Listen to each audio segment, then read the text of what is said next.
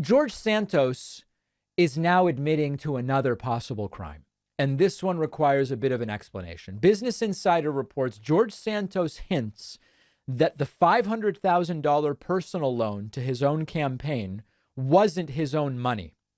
Now, that raises questions as to whether that violated campaign finance law. He may be effectively admitting to a crime. George Santos made significant by the way, this is George Anthony Kitara DeVolder Santos. That's the person we're talking about. George Santos made significant revisions to campaign finances on Tuesday, per the Daily Beast.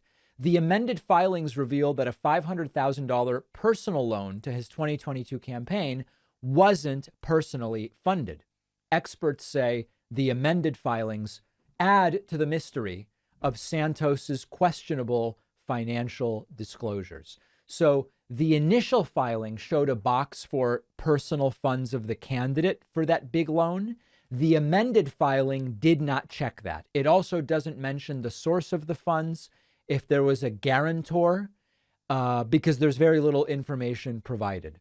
Another revised filing disclosed that a separate $125,000 loan from Santos in October to his campaign is no longer listed as coming from his personal fund. So this is over $600,000 that he previously said was my own money, and now it appears as though it is not, unless, of course, this is just an error. Maybe the new filing is the erroneous one. With George Santos, it's always hard to know, was he lying then? Is he lying now? What's going on? So a couple different things here. First of all, are we aware of anything about his campaign that isn't fraudulent?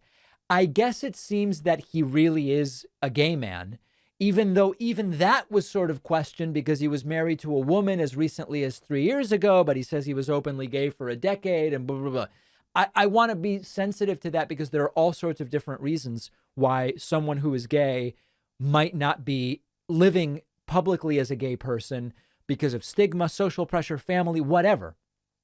The confusion is he says he was living publicly as a gay man for a decade. So it's all very confusing, but it at least appears that he really is a gay man and he has not lied about that. But beyond that, this is one of the most dishonest people in every sense.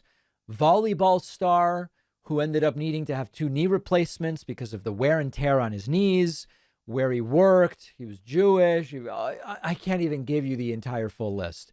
There are some rumblings, and I mean, we've heard this so many times with Trump, right? This is it. This is the end of Trump. And then it never is. There are rumblings that if indeed it turns out that this was an illegal campaign contribution from someone else, because remember, there are different rules about you loaning your own campaign money versus accepting contributions this large from other people, which is not allowed. So there could be a crime here. There are rumblings that if it is determined that indeed he did receive an illegal contribution in this way, that this could finally be the last straw.